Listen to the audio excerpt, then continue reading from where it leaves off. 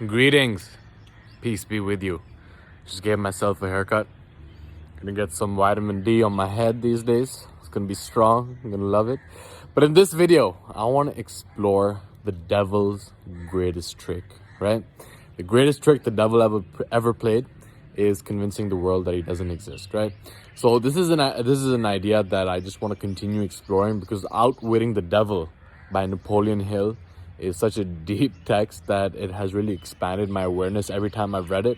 I actually recently read it for like the fifth or sixth time, and I want to explore the idea that he talks about who are the devil's greatest workers, right? So the devil's talking to Napoleon Hill, and Napoleon Hill is like, how is your agenda furthered? Who are the people that are working for you on the planet these days? And it's funny that the devil actually says that it is the church and it is the school teachers, right? That's crazy. So the church, because they incite the fear of the devil in all the followers, and fear is the strategy and mind virus that the devil uses for control, right? Because the more you fear something, the more you get trapped in survival. The more you get trapped in survival, the more you get trapped in scarcity. The more you get trapped in scarcity, the less you can actually realize your own power to actually create change in your life, to create abundance in your life, because you're constricted, you're in that scarcity mentality, right? When you're fearful, then you're in survival. And there's only two states you can find yourself in. Either you're in survival, trying to survive, trying to constrict, right? Or you are in creation mode, whereby you are literally sculpting the reality around you, because you are empowered with the belief system of knowing that it is in your own hands to create a life that you love, right? That resonates with you. So, he talks about how the church is really furthering the devil's agenda as well. Now, the second thing is the school teachers, right?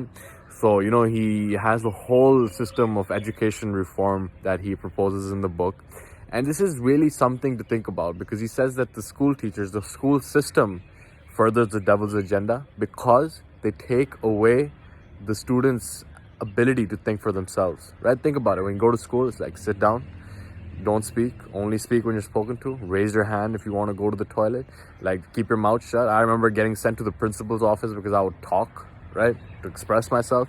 Like, sit in that chair. Even though as a kid you have so much energy, it's like you sit, and as you really dig deeper into how the modern education system was formed. Okay, I'm not here trying to mess with your beliefs or anything. Do your own research around this stuff, but based on my research, I realized that it was formed by a certain amount of elite people, right? For example, the Rockefellers, who created the system during the time of the Industrial Revolution, whereby the demand was to create factory workers who could go follow instructions and work on the assembly line, right? Follow instructions, do what they're told, don't ask too many questions. And the better you are at following instructions, the more of a valuable factory worker that you are, because you are doing what you're told, right? You are basically a bot.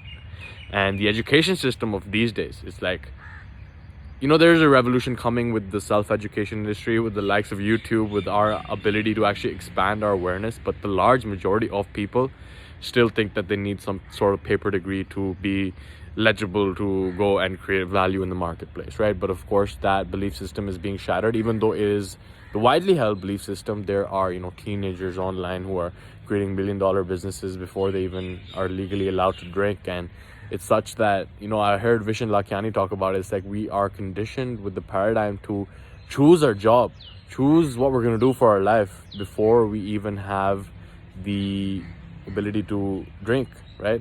Like before our legal age, like society, our parents, everyone's planting these seeds. Oh, you should be a doctor, or you should be a lawyer, you should be an accountant, you should be ... right?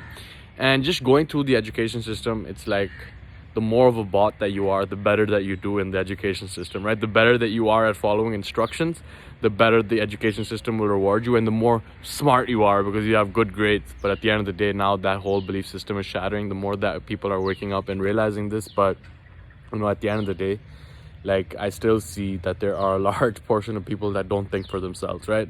And this comes down from generations of conditioning, whereby how surprising is it that you can predict someone's quote-unquote religious beliefs, right? Now, that's a whole different rabbit hole that we can go down. But just let's just say that, someone who says that they're Christian are actually Christian. I don't even know what that means, right? If you're Christian, if you're Muslim, if you're Hindu. because as I've studied deeper into each of these spiritual texts, I see them as different paths leading to the same destination. And then there are people over here that, yeah, I only follow this, and this is the truth, and this is the scripture that is undisputed, and in front of this scripture all of the other ones are false and everyone else is infidel, right? I see some people around me behaving in that way. And you know, there is some aspect of me that's like, no man, wake up, man, please wake up. But that's like my own trigger. I need to relinquish my own need to be right sometimes, because then I get triggered and I'm just not on a good vibe trying to convince someone. But I don't have anyone, I don't need to, like, you don't need to convince anyone of anything. It's just that who you are, your example is the only thing that's needed, right? So anyway, it's like, you know, some people like, this is the only truth, this is the scripture that's undisputed. It's like, a question that I ask these people is like, okay, if your parents weren't indoctrinated into this belief system, would you have it right now?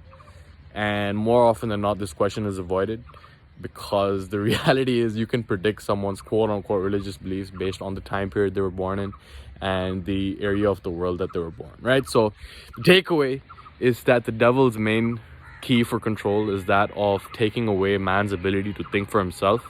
And he does this through a variety of different means, okay? And he talks about in the book like how the education system and how the churches are actually facilitating the agenda of the devil. And the power is in your hands. Really choose what you want to believe, right? Don't believe everything just because it's in front of you. Don't believe everything just because everyone else believes it, right? I was reading a quote, is like, no, everyone's doing it, so then it's the right thing, but it is no measure of good health to be well adjusted to a profanely sick society. Okay, it's crazy because the message being controlled and is completely different than what's going on behind the scenes. And it's important to dig deeper and not accept things at face value, to think for yourself, right?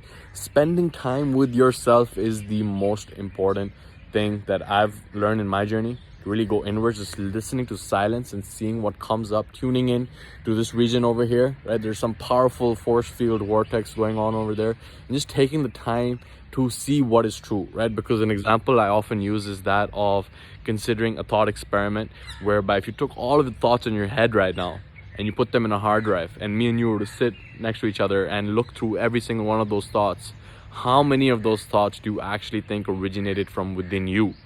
And my answer to that question is always that it's probably less than 5%. It's probably less than 4%. Probably like 2 to 3% of stuff that actually originated from the source. Everything else was fed in. And this is a cycle that goes on and on and on and on, and goes deep and deep and deep.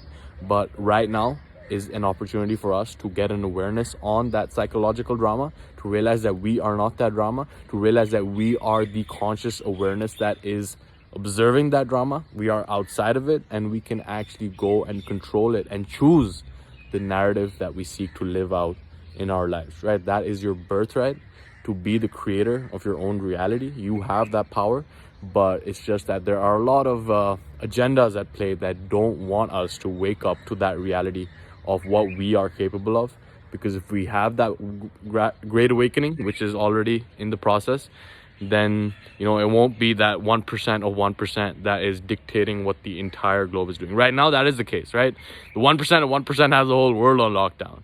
And, you know, that's just something to think about. But what is going on behind the scenes, I'll lead you to do your own research on that stuff, figure out what's going on. I made a couple of other videos on that. You can check out on the channel as well. But at the end of the day, just think for yourself, tune into your heart, okay? Spend time with yourself, listen to silence, and see what is true for you. And see the ideas and thoughts in your head that are not actually yours, right? They're just there. They've been planted there for a long time. The conditioning runs deep since we're little kids, when we're impressionable, and we pick up all these ideas. But right now is the opportunity to get an awareness on them and continue to level up, knowing that you are the conscious creator of your reality. You choose your belief system, and whatever you choose to believe, whatever you choose to believe is true, that is what you will find evidence for, okay? So with that, I conclude this video. I hope you got value from it, and I'll see you in the next one. Take care. Much love to you.